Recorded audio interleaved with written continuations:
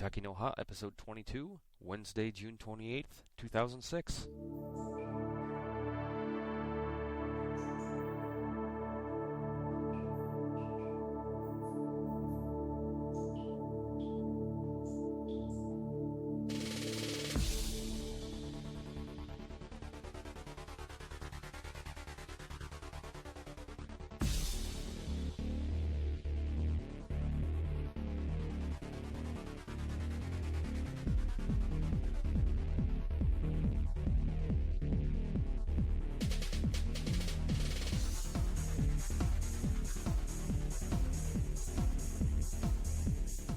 Welcome to Kutaki no Ha, the podcast dedicated to the Bujinkan martial arts of Masaaki Hatsumi Soke and to the spirit of cooperation and friendship in the Bujinkan community.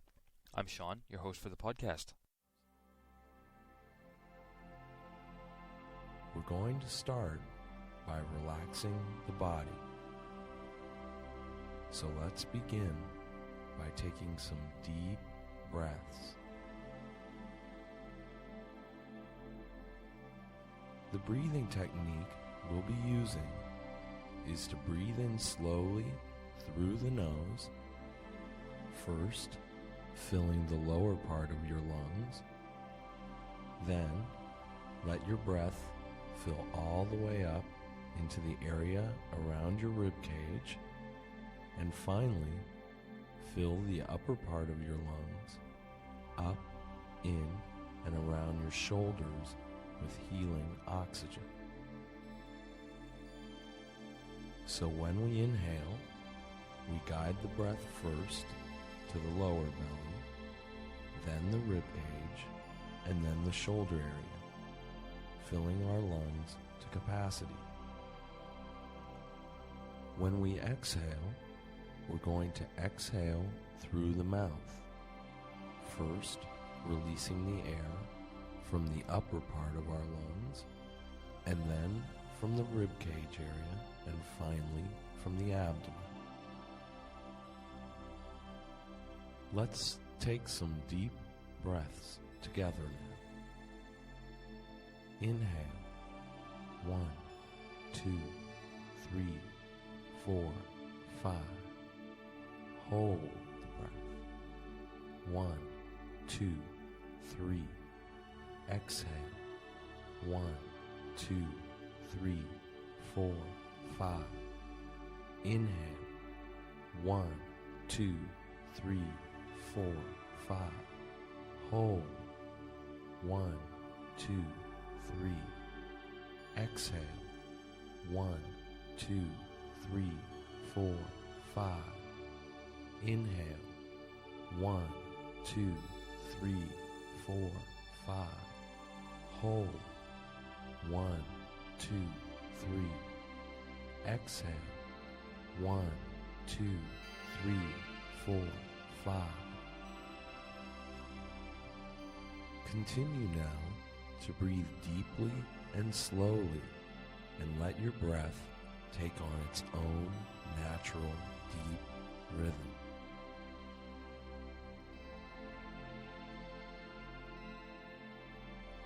Now doesn't that just make you feel like running out and running over a small wild animal with your SUV? I'm just kidding, folks. I'd like to welcome everybody back to Kutaki no Ha. This is episode 22, and we've got some interesting things in this episode. We've got some news and some thank yous, a featured thread from the Kutaki forums. Rob is back with the second installment of the new training segment. We've got some music and just some other odds and ends that I'll fire away at you guys today.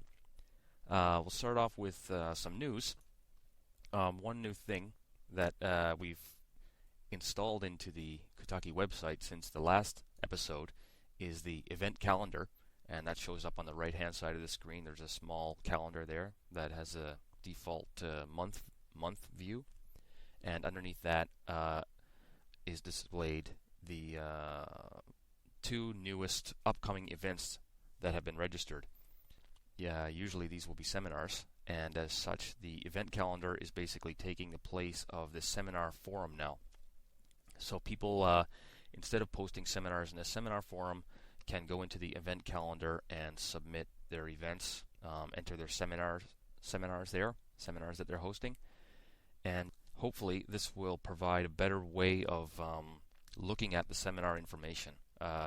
Reading through those that information in a normal thread kind of format tends to be confusing, and it's hard to keep track of a number of dates at the same time when you're looking at the information that way.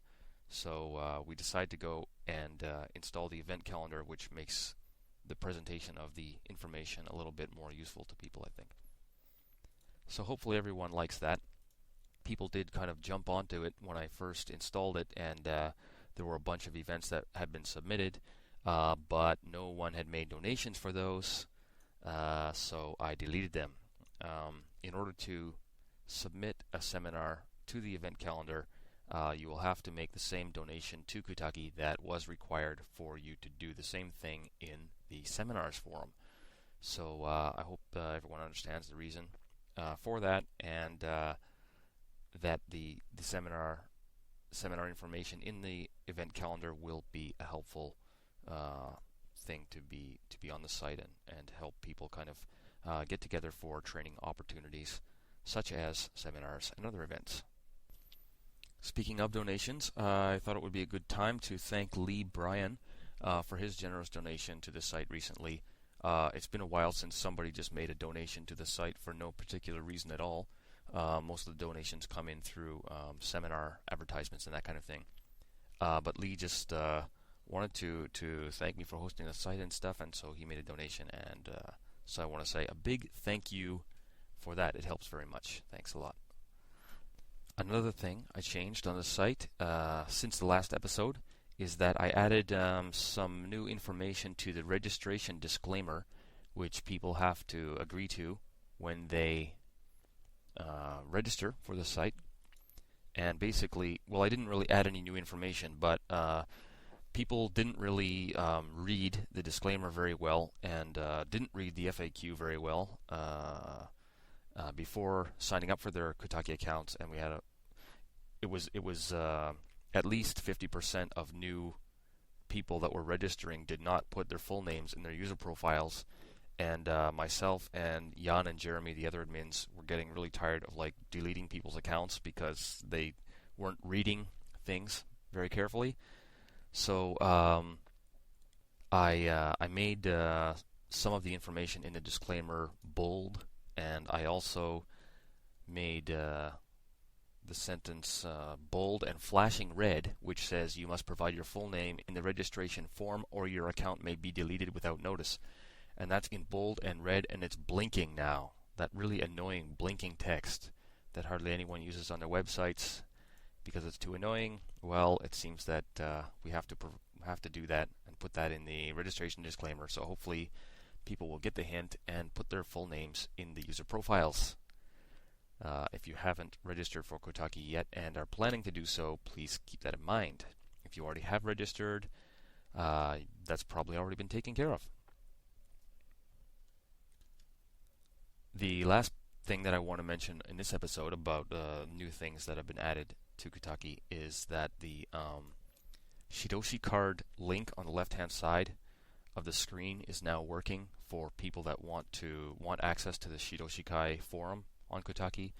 You can go in there and submit a scan of your membership card and get into the Shidoshi Kai forum that way.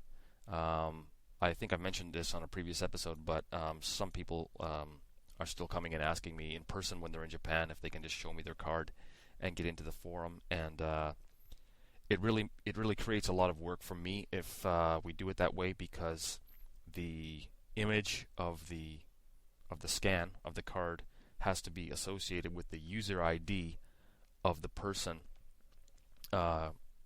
who's using the site. So if a person just shows me the card, I have to find out what their Kutaki username is, and then go into the database and look up their user ID, and then go in and do a bunch of stuff that links their user account into the Shidoshi Kai forum, and plus it doesn't give me a record of the image itself either, so it's just kind of a pain in the neck to do it that way. So I hope, as far as the administration side of it goes, so I hope that people are willing to continue taking that into their own hands and taking responsibility for that themselves. To get into the Shiroshikai Forum, a lot of people, I think, are kind of disappointed when they do get into the Shiroshikai Forum because they're expecting this big, treasure trove of information, and they're expecting, sudden access to all this secret stuff. But, well, it's kind of a quiet forum. Shiroshikai members don't seem to talk that much in the Shiroshikai, or, online maybe even, or maybe there's just no good conversations in there. Or they're just all like the strong silent types. I don't know. They're also kind of silent when it comes to the wiki. We had installed a wiki a few weeks ago, and basically it was only myself and Alex Mihan from Ireland who had put in some information there. Any Shiroshikai member who is a member of the Shiroshikai forum on Kutaki is able to create content in the wiki. And I was hoping that some of our Shiroshikai members would kind of see this as a good opportunity to kind of come together and team up on a project like this. But it seems like everyone's either sleeping or doesn't feel that they have anything to add or whatever. So there's not much new information in there since the beginning of June. But we'll leave it on there for a while, and hopefully, the amount of information does kind of pick up. And if not, we might just discontinue it after a while. We'll see how it goes. As a featured thread for this episode, I wanted to mention the Ukemi Wearing Yoroi thread, which is in the Training Methods forum. And as many people know, Yoroi is Japanese armor. And we do a lot of armor techniques in the Bujinkan, and obviously doing a rolling type of motion with a set of Japanese armor on can be quite a formidable task, but there's some good information in that thread about how to roll for this kind of situation, which would also apply if you're wearing something like a heavy backpack or modern military gear. And in the thread, there was an exercise drill that was discussed, which involves wearing a padded bow, say 3-foot padded bow, on your back, and the lower end is stuck into your belt on the back, and the upper end is actually fastened around your head, fastened to the back of your head with a string or rope that goes around your head. And what this does is keeps your spine absolutely straight from your tailbone right up to the top of your head, all the way through the roll. And normally the way that we're used to rolling, you actually bend your spine a lot, but when you're wearing a set of Japanese armor, you can't really move that way. So this exercise is very useful for getting your body used to rolling in those types of situations. So check that thread out if you're interested in that kind of thing. Also, something that involves Yoroi, the armor, is a book that was given to me recently. It's called Samurai, The Story of Japan's Noble Warriors. It's by Stephen Turnbull. As it says on the back, contains 4 see-through vellum sections where each page builds up to show the different levels of armor worn by the samurai. And there's a section in the book with these different see-through sections that build up as you flip one page over the other, and it shows the different layers of clothing and armor that were worn by the samurai and how they were put on and everything. It's quite an interesting book. If you're interested, the ISBN number is 1-84340-207-6. And that was a gift from my friend Patrick from Sweden. So taksumuke for that. Looks like a very interesting book. I haven't had time to really get into it, but it looks like it's going to be a very interesting read. And now it's time for our training segment with Rob Renner. This is the second installment of his training segment that we hope to have every episode. And hopefully we're actually going to be putting out episodes once every 2 weeks or so now. And for this episode, his training segment is the sequel to the one he did last time. The last time was called Primary Distance, and this time Rob talks about closing the distance. So here's Rob with his training segment for this episode. Hi, this is Rob Renner, and welcome to the training segment of the Kutaki no Ha podcast. Today we're going to talk about closing the distance. closing the distance picks up where primary distance left off. In primary distance, we were concerned with moving just outside the effective range of our opponent. In closing the distance, we're going to move to inside the effective range of our opponent. That means inside his ability to attack us easily. In the Bujinkan Budo Taijutsu, sometimes we talk about moving from kamae to kamae. It's this movement that I want to focus on today. In closing the distance, we're going to focus on movement. Before I do that, we need to talk a little bit about kamae. In kamae, we have three parts. We have balance, we have mobility, and structure. In terms of balance, an easy way to think of it is head over shoulders, over hips, over heels. Head over shoulders, over hips, over heels. This means wherever your hands are pointing, wherever your knees are pointing, whichever direction your toes are pointing, if your head is not over your shoulders, over your hips, over your heels, you're going to be out of balance. You're going to find it difficult to move effortlessly and efficiently. Imagine if you had a very, very heavy weight placed upon your shoulders. What would you want your alignment to look like? You'd want it to be head over shoulders, over hips, over heels. So in terms of a strong kamae, that's the first component in terms of balance. Second, we want to talk about mobility. There's an idea in Japanese Budo called Jiyujizai, which talks about the freedom of movement. It's the fundamental principle of movement in Japanese Budo. And it basically says that we want to eliminate any unnecessary motions so that we can have complete freedom and mobility to move in any direction at any time. So the elimination of unnecessary movement is crucial, and we're going to do an exercise in just a minute that will help you see where there is unnecessary movement and how to eliminate it. So balance, head over shoulders, over hips, over heels. Mobility, moving with unnecessary movement in as direct an action as possible. And lastly, we have structure. Structure means that we're going to generate power appropriately. In terms of Japanese Budo, the way of moving is moving from the waist down.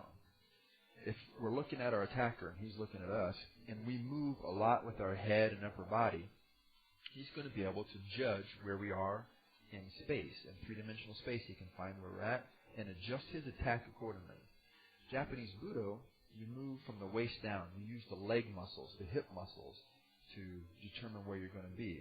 Keeping the upper body motions relatively still so that as your opponent looks for telltaways of movement, he finds none. So in terms of structure, we're going to use our legs to generate the power.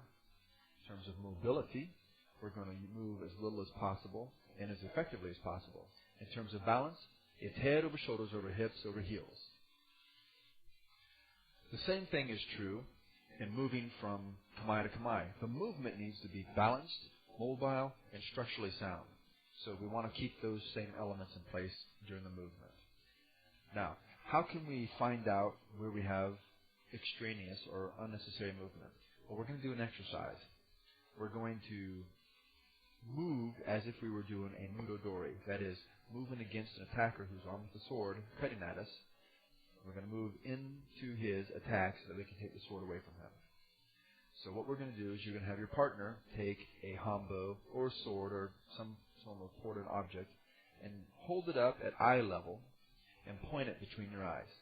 Now he should be the end of the hanbo or weapon should be about 12 inches or more away from you. You're going to stand in Shizen no Kamae, a nice relaxed position with your feet approximately 6 inches apart. What I want you to do is step forward with your right foot to the place where you would go if he were swinging that down at you as a sword in mudodori. Your goal here is to become aware of the movement in your head and upper body so that you can eliminate the unnecessary movement. So slowly, because you have to become aware, it's a very subtle distinction. Slowly step forward with your right foot and see what happens. We've slowed the tempo down here. And as you take a step forward, you're going to notice a few things. First, that you shifted your body weight to the opposite side of your body. In other words, you're stepping forward with your right foot. You just shifted your body weight to your left foot. crossing the line of attack. Where the hanbo is pointed between your eyes, that represents the line of attack the sword will follow. So before you move forward with your right foot, you move across the sword to your left. Now, you thrust your leg forward, and then once again, shift your body weight back across the line of attack to plant your weight on your right side. Now, you're going to jerk your left leg out of the way to get it out of the line of attack as well. As you can see, this is a three-part motion. To shift to the opposite side, the thrusting the leg forward, and then the body weight shift back to where it wants to be. A three-part motion, causing you to cross over the line of attack twice.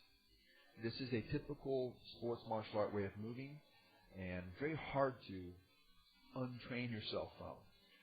We tend to lead our motion with our head. Even if we do great in practice at slow motion, slow speeds, when people start increasing the tempo, they find that their motion changes. Remember this. Your motion, if it's a correct motion, will work at high speeds as well as at slow speeds. If it's not working at high speeds, it's not correct at slow speeds. So, back to the topic, we want to focus on the Japanese Budo way of moving. So now, we're going to Shizen no Kamae in the same place with our opponent or our partner pointing the weapon at us, representing the line of attack. And we are going to bend our knees. We're going to place our weight onto the tendons and ligaments and muscles of our legs and hips. Now, if you pick your right foot up, you'll find that you begin falling. It's this falling down motion that we want to initiate our movement with. So we pick up our right foot, we fall. With our left foot, we just aim ourselves in the direction we want to go. So you're going to fall forward and to the right, catching yourself with your right foot.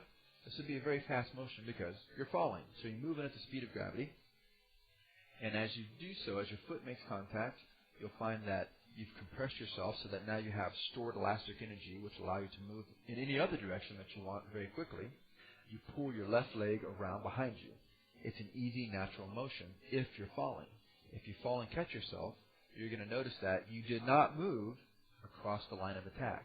You went from your Shizen no Kamae position where your head starts and a straight line to where it ends up. To your opponent, he'll notice that your head just slides alongside the line of attack. Remember, we want to be as close to the attack as possible without actually getting touched by the attack. So this is crucial. The movement of Japanese Budo versus the Western way of moving, you can think of it this. In Japanese Budo, especially Bujinkan Budo Taijutsu, we want to move down and over. This way we're moving down and forward. In primary distance, you recall the last thing we did was move down and back. It's the down and over that's important. The movement in between is down and over. Western movement is up and over. You have to go up, you shift your weight up and onto your left side to free up your right leg, and then it's over, and you tend to sink back down, and then when you want to move again, it's up and over. If your movement is up and over, it's inefficient, slow, and dangerous. In terms of Budo, we want down and over. So just to reiterate, our movement is going to be balanced, head over shoulders, over hips, over heels. We're going to be mobile. We're going to have complete freedom, and in order to do that, we want our shoulders, our feet, within the range of our shoulders. So no matter which direction our feet are pointed in, they need to be shoulder width or less. If you find yourself accidentally stepping past shoulder width, make the adjustments immediately so that your feet are within shoulder width. In terms of structure and power, we want to move with our legs. We don't want to move with our upper body. Move yourself with your legs, which means dropping and catching. It's this movement of down and over. It's a dropping and catching of yourself. So this gives us the ability to fool our opponent with our head once again, as we did in primary distance, giving him little data as to what we're actually doing, and moving us inside his effective range safely. If you have any questions on this, closing the distance, or on primary distance, you just want to offer some suggestions, or you have some training tips yourself, feel free to email me. It's mindwrench@gmail.com. That's mindwrench@gmail.com. And my name is Rob Renner, or you can PM me, of course, at the Kutaki no Ha website. Have a great day and have some great training, and we'll see you on the next training segment of the Kutaki no Ha podcast. Thank you. I hope everyone enjoyed Rob's training segment. at this point of the podcast, I was going to stick in some music from the PodSafe Music Network at music.podshow.com. However, I seem to have either forgotten my username or my password to log into the site, and so I can't get any music, and their password recovery system doesn't seem to be working for me either, and I don't really want to set up a whole new account because I want to get this episode out. So please bear with me while we have no music for this episode, and hopefully I'll get that technical problem sorted out, and we can have some pod-safe music on the next episode. At this time, I wanted to mention a new kind of campaign that I wanted to start for podcast listeners only. I'm not going to mention it actually on the Kutaki website, but for podcast listeners, I was interested in starting a sticker campaign. And what this sticker campaign is going to involve is if you're listening to the podcast and you send me a postcard to my mailing address here in Japan, I will send you a Kutaki no Ha podcast sticker in return. And I will also be scanning the postcards, and I'll put them up and be linked to the podcast page. And the podcast page, of course, is at www.kutaki.org/podblog, PODBLOG. And I'll put a link on there to a page where I have the scans of all the postcards that I've received. I'm just doing this out of curiosity to see where the listeners are coming from, and to get people involved a little bit maybe, and just because I think it's cool to get postcards from all over the world.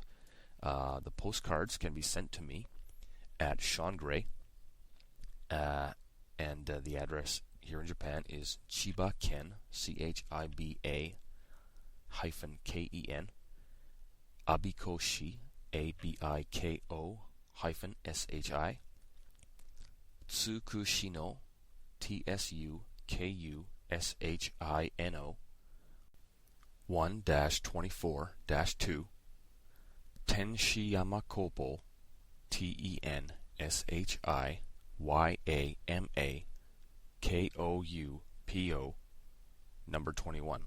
That's apartment 21. Japan, and the postal code is 2701164. So any postcards that I receive from people who listen, whether the listeners are here in Japan or overseas or anywhere, again, I'll scan the postcards and put them up on the website, and I will also be sending you a Kutaki no Ha podcast sticker, which you can stick all over the place, anywhere you like. So send in your postcards, and I'd love to hear from you. As we get close to the end of this episode, again, I wanted to mention votes. If you could vote for the podcast, it would be greatly appreciated. There's a link to vote at Podcast Alley. PodcastAlley.com is where you vote for podcasts. And there's a link to where the place you vote for the Kutaki podcast, which is on the Kutaki podcast page, kutaki.org/podblog. We only have 92 overall votes. Our monthly rank at this point for June is at 548, which could be better. I'm still hoping to get up there. And if I get this episode out here today, we'll still have another couple days for people to listen and vote for June. If you do vote for June, please come back in July and vote as well. And if you don't get to vote for June, well, just please log in when you can, and hopefully we can do better in the July rankings. They reset the votes every month, so you can vote every month, and we just see how we do every month and what rank we can get up to. Also, if you have a second and would like to leave a comment on the pod blog page regarding something that you heard on a podcast episode, or if you have any ideas or thoughts, tips, and any kind of feedback like that, you can leave comments on each episode on the pod blog page at www.kutaki.org/podblog. So if you have anything about either anything that I've said or Rob has mentioned or anything else at all, just feel free to leave comments on there if you like. And with that, I think we'll wrap up episode 22, and I'll get this uploaded and out to you guys. Have a great week and a great weekend, and we'll hope to see you again in a couple of weeks. Bye for now.